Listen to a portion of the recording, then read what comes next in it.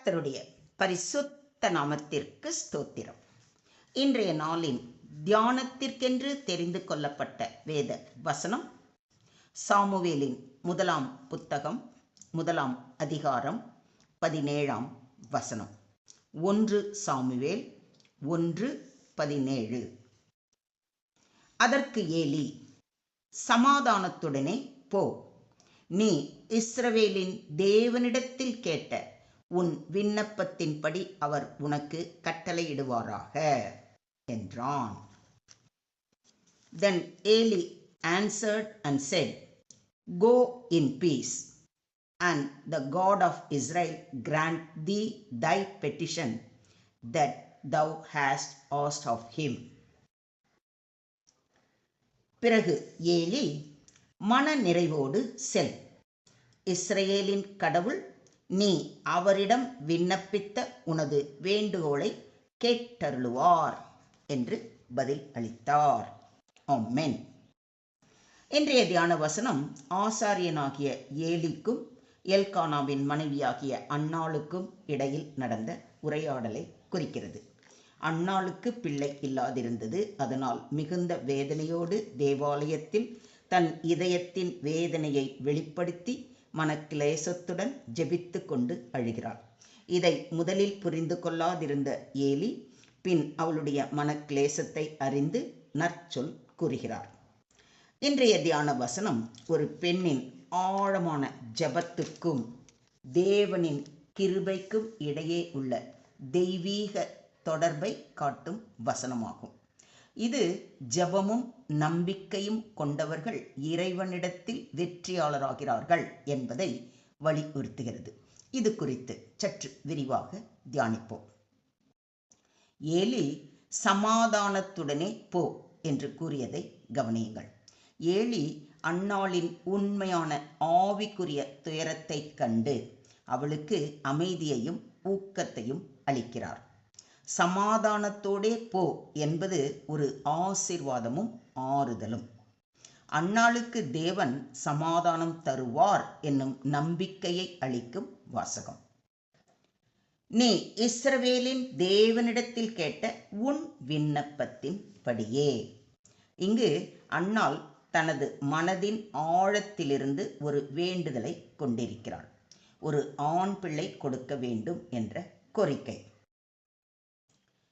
சேனைகளின் கர்த்தாவே, தேவரீர் உம்முடைய அடியாளின் சிறுமையை கண்ணோக்கி பார்த்து உம்முடைய அடியாளை மறவாமல் நினைந்தருளி உமது அடியாளுக்கு ஒரு ஆண் பிள்ளையை கொடுத்தால் அவன் உயிரோடிருக்கும் சகல நாளும் நான் அவனை கர்த்தருக்கு ஒப்பு கொடுப்பேன்.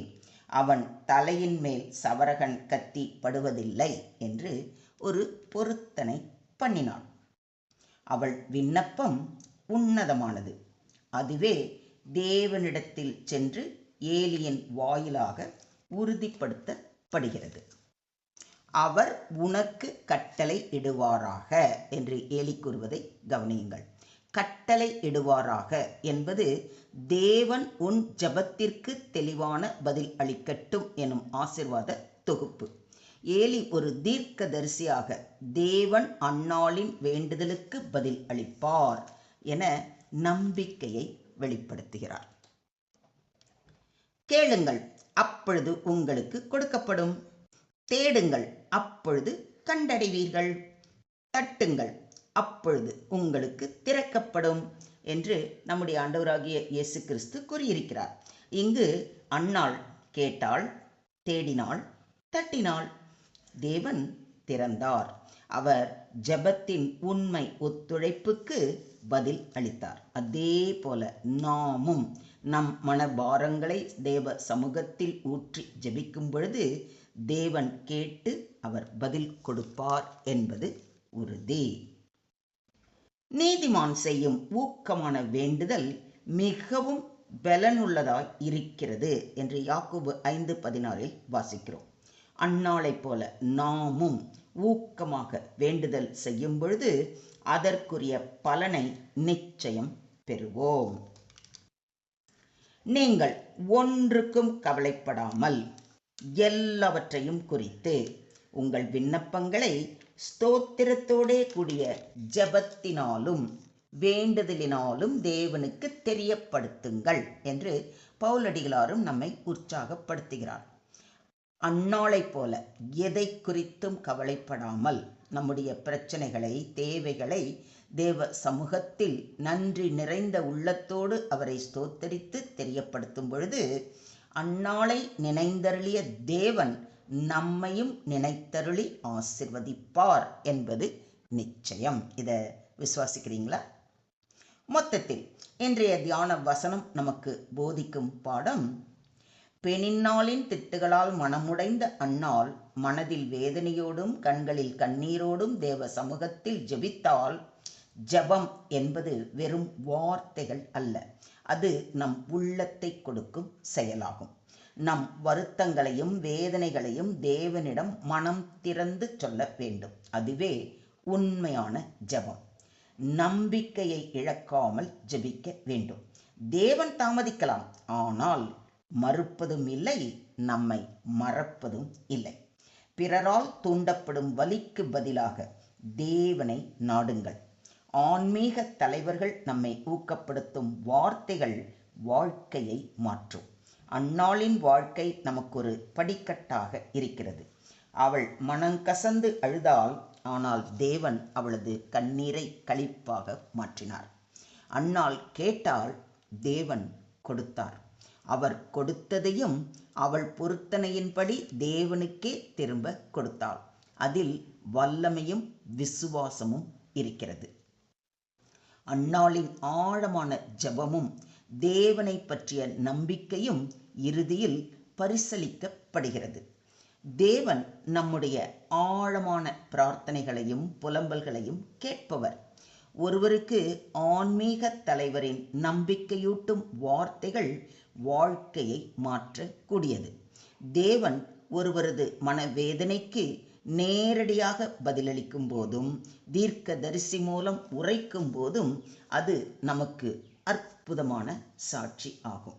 இப்படிப்பட்ட அற்புத சாட்சியாய் நாமும் வாழ இன்றே தேவ சமூகம் அமர்ந்து ஜெபிப்போம். ஸ்தோத்திரம் ஆண்டவரே, ஸ்தோத்திரம் கர்த்தாவே, ஸ்தோத்திரம் ஸ்தோத்திரம் ஸ்தோத்திரம். துதிகளின் மத்தியில் வாசம் செய்யும் எங்கள் தேவாதி தேவனை உம்மை நன்றியோடு துதிக்கிறோம், ஸ்தோத்தரிக்கிறோம் அப்பா. அந்நாளை போல உமது சமூகத்தில் கண்ணீரோடும் மனபாரத்தோடும் வரும் விசுவாசிகளை நீர் மறைக்காமல் பார்க்கிறீர் என்பதற்காக நன்றி செலுத்துகிறோம். எங்கள் பிரார்த்தனைகளையும் நாங்கள் ஏறெடுக்கும் விண்ணப்பங்களையும் நீர் கேட்டு பதில் அளிக்கிற கிருபைக்காக நன்றி செலுத்துகிறோம். நாங்கள் சோர்வடையும் போதும் வருத்தமடையும் போதும் உம்மிடம் ஓடி வர கற்றுக்கொள்ளும் இருதயத்தை எங்களுக்கு தாரும். ஏலியின் வாயிலாக அந்நாளுக்கு நீங்கள் சமாதானம் அளித்தது போல எங்களுக்கும் உங்கள் வார்த்தையில் சமாதானத்தை தாரும். நாங்கள் கேட்டவைகளை உம்முடைய சித்தத்தின்படி உம்முடைய காலத்தில் ஆவிக்குரிய நன்மைக்காக அளிக்கும்படியாக ஆசிர்வதிக்க வேண்டுமென்று தாழ்மையோடு வேண்டிக் கொள்கிறோம். எங்களை முற்றிலுமாக தாழ்த்தி உம்முடைய கரத்திலே ஒப்பு கொடுக்கிறோம். நீங்க பொறுப்பெடுத்துக்கோங்க, நீங்க வழி நடத்துங்க. எல்லா துதியும் எல்லா கணமும் எல்லா மகிமையும் ஒருவருக்கே செலுத்துகிறோம். மீட்பர் இயேசுவின் மூலம் ஜெபம் கேளும் எங்கள் ஜீவனுள்ள தகப்பனே. ஆமென், ஆமென், ஆமென்.